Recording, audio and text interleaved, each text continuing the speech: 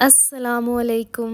उम्मीद करती हूँ आप सब खैर खैरियत से होंगे। अल्हम्दुलिल्लाह जी, अल्लाह पाक के फ़ज़ल व करम से मैं भी बिल्कुल ठीक हूँ।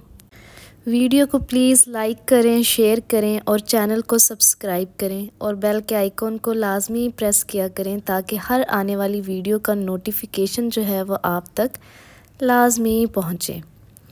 अच्छा जी, आज है जुम्मे का दिन। आज मेरे हस्बैंड को छुट्टी है काम से, तो कल शाम को उन्होंने फ़रमाइश की थी कि मैंने सुबह आलू वाले पराठे खाने हैं।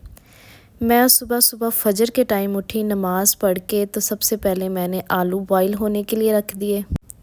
उसके बाद जी मैंने जल्दी जल्दी जो चीज़ें आलूओं के मिक्सचर के अंदर डलनी थी, सब्ज़ मसाला, वो सब मैंने सोचा कि ये भी काट लूँ। मेरे हस्बैंड और बच्चे तो उठेंगे काफ़ी लेट, क्योंकि जिस दिन मेरे हस्बैंड को छुट्टी होती है उस दिन वो ऑलमोस्ट जो हैं वो 11 बजे ही उठते हैं और बच्चे भी फिर अपने पापा के साथ ही उठते हैं। पता नहीं, उन्हें भी पता होता है कि पापा सो रहे हैं, तो हमने भी जो है वो लेट ही उठना है। छुट्टी वाले दिन मेरे हस्बैंड कहते हैं कि मुझे जल्दी ना उठाना, क्योंकि नॉर्मल रूटीन में उनकी जो ड्यूटी है वो सुबह 7 से शाम 7 बजे तक होती है, यानी 12 घंटे। काफ़ी बिज़ी रूटीन होती है, तो इस वजह से उनकी नींद सही तरीके से पूरी नहीं होती। तो छुट्टी वाले दिन फिर वो यही कहते हैं कि मुझे कोई ना उठाए, मैं अपनी मर्ज़ी से ही उठूँगा। तो फिर मैं भी तंग नहीं करती, जुमे वाले दिन मैं उन्हें बिल्कुल भी उठाती नहीं हूँ। वो ख़ुद अपनी मर्ज़ी से ही उठते हैं। जब उठते हैं तो फिर ही मैं नाश्ता बनाती हूँ।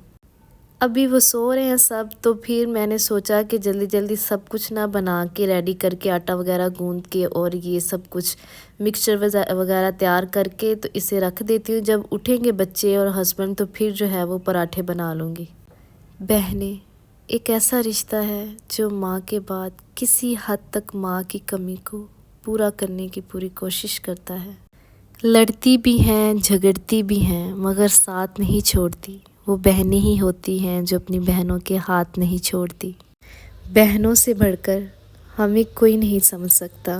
बहनें ही हमारी सबसे अच्छी दोस्त होती हैं। शादी से पहले यही बहनें पागलों की तरह लड़ती, झगड़ती और एक दूसरे से नफ़रत भरी बातें करती हैं, लेकिन जैसी शादियां होती हैं वैसी पता नहीं मोहब्बत और प्यार कहाँ से इतना भर भर के आता है। हम बहनें भी शादी से पहले बहुत ज़्यादा लड़ती थी। जब मेरी अम्मी थी तो अम्मी अक्सर कहती थी, अपनी मिसालें दिया करती थी कि असी भैनां ते कदी नहीं सी लड़ियां। साढ़े च ते इन्नी हिम्मत नहीं सी कि साड़ी माँ कोल बैठी होवे ते असी भैनां एक दूसरे नाल बहस करिए, ते एक तुसी जे जिन्नू माँ दा लिहाज ही नहीं, माँ कोल बैठिए तुसी आपदी बकवास करदियां रहंदियां जे।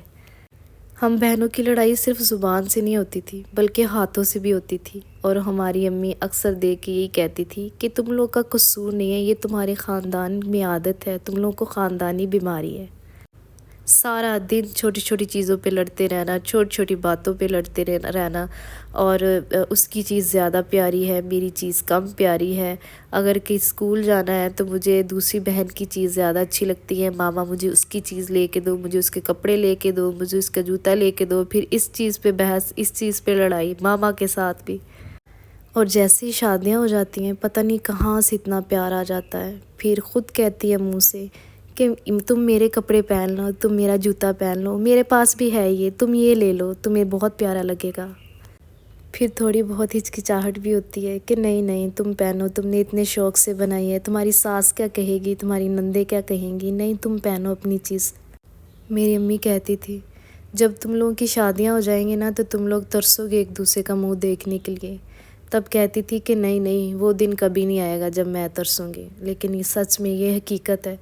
जब शादियाँ हो जाती हैं ना तो वाकई बहनें तरस जाती हैं। फिर वो दूसरों की इजाज़त की मोहताज होती हैं अपनी बहनों से मिलने के लिए, अपने माँ बाप से मिलने के लिए।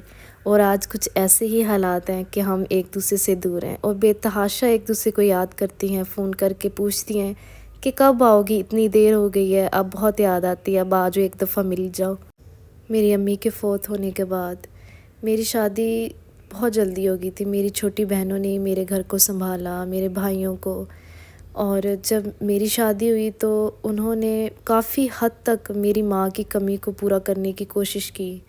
ईद आती तो मेरे बेशक पैसे मेरे अब्बू ही देते थे, लेकिन वो माँ की तरह चीज़ें लेना, कपड़े बनाना, मेरे بچوں کے لیے کپڑے لینا، ان کے لیے چیزیں لینا، ان کی ہر چیز کا دھیان رکھنا جیسے ایک نانی رکھتی ہے۔ تو میں اکثر سوچتی ہوں کہ وہ بھلے ہی چھوٹی ہے مجھ سے، لیکن وہ میری مائیں ہیں دونوں۔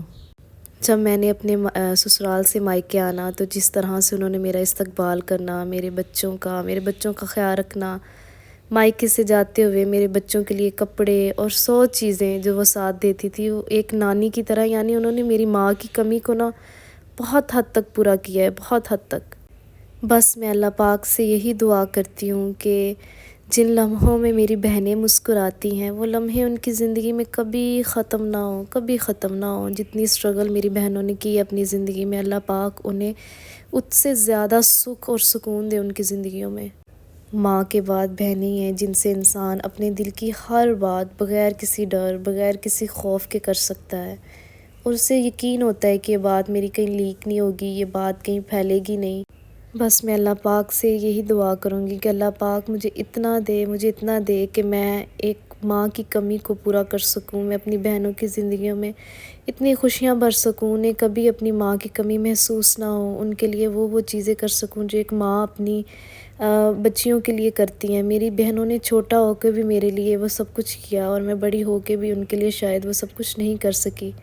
بے شک سب بہنوں کی قسمت ایک جیسی نہیں ہوتی، لیکن بس میں اللہ پاک سے یہی دعا کروں گی کہ اللہ پاک مجھے اتنا دے کہ میں اپنی بہنوں کے لیے وہ کر سکوں جو ایک میرے اندر وہ چیز ہے مجھے ایک ہمیشہ ہوتا ہے کہ میں بڑی ہو کے وہ کمی کو فل نہیں کر رہی کہیں نہ کہیں۔ میں بس یہی اپیل کروں گی جو بہنیں میری ویڈیو دیکھ رہی ہیں، جن کی شادیاں ہو چکی ہیں، جن کی شادیاں نہیں ہوئی، کہ پلیز اپنی بہنوں کی بہت قدر کریں، بہت احساس کریں، بہت خیال رکھا کریں۔ جب آپ ایک دوسرے سے دور ہو جائے گی مائیں ایسے نہیں کہتی، یقین مانی اس میں بہت حقیقت ہے، اور یہ واقعی باتیں آپ کو تب سمجھ میں آتی ہیں جب ٹائم گزر جاتا ہے۔ جب ہم ایک دوسرے سے دور ہو جاتے ہیں تو یقین مانیں پھر ان چیزوں کی قدر ہوتی ہے کہ واقعی ہماری مائیں صحیح کہہ رہی ہوتی ہیں کہ ایک دوسرے سے دور ہوگی تو پھر ایک دوسرے کی قدر کا پتہ چلے گا تم لوگوں کو۔ اچھا جی، یہاں پہ آلموسٹ میرا ناشتہ تیار ہو گیا ہے، پراٹھے میں بنا رہی ہوں۔ یہاں پہ میرے ہسبینڈ اور بچے بھی اٹھ گئے تھے اور سب کو بھوک لگی ہوئی ہے، سب شور مچا رہے ہیں کہ ماما جلدی کرو کھانا دو ہمیں۔ اور یقین مانیں یہ آلو والے پراٹھے بنانا اور اتنا میس ہو جاتا ہے کچن میں، مجھے سمجھ نہیں آتی کہ یہ اتنا ٹف کام ہے جب میں کچن میں آئی تھی تو کچن بالکل صاف ستھرا تھا، کوئی برتن دھونے والا نہیں تھا، کوئی میس نہیں تھا، لیکن اب تک اتنا کھلارا میں نے ڈال دیا ہے جس کی کوئی حد نہیں ہے۔ اپنے ہسبینڈ سے میں نے کہا کہ آپ جائیں جلدی دہی لے آئیں، کیونکہ دہی کے ساتھ ہی آلو والے پراٹھے زیادہ مزیدار لگیں گے، اور میرا آج لسی پینے کو بھی بہت زیادہ دل کر رہا ہے۔ تو بس انہیں میں نے بھیج دیا ہے جی دہی لینے، اور بس یہاں پہ آلموسٹ میرا پراٹھے بن چکے ہیں۔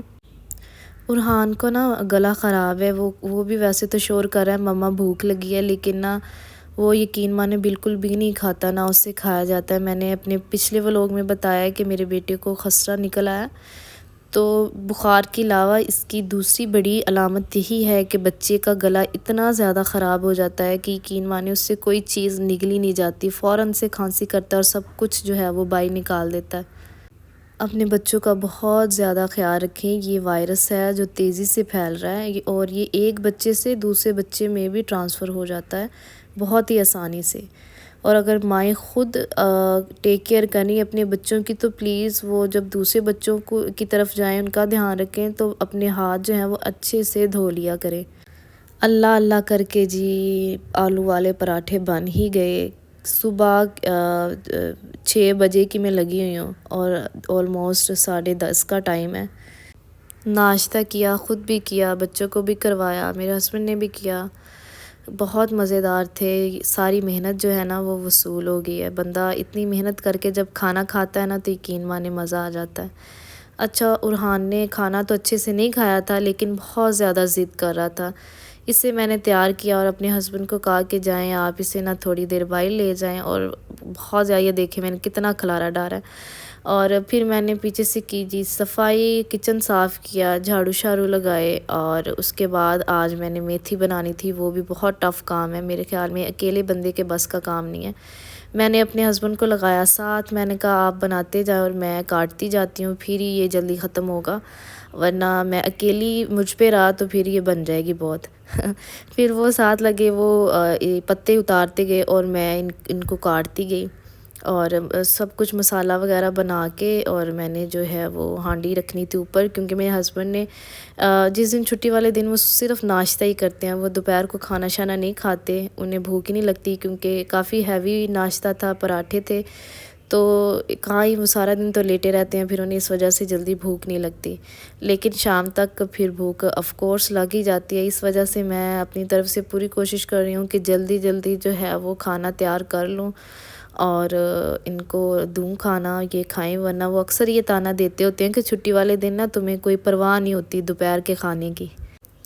ویسے بھی سردی ہے، دن بہت چھوٹے ہیں، پتہ ہی نہیں چلتا دن کیسے گزر جاتا ہے، سارا دن بندہ کاموں میں لگا رہتا ہے، اور ٹائم یقین مانے ٹائم ایسے گزرتا ہے جیسے نا وہ ہوا کے گھوڑے پہ سوار ہو، دن ختم ہو جاتا ہے اور کام ختم نہیں ہوتے انسان کے۔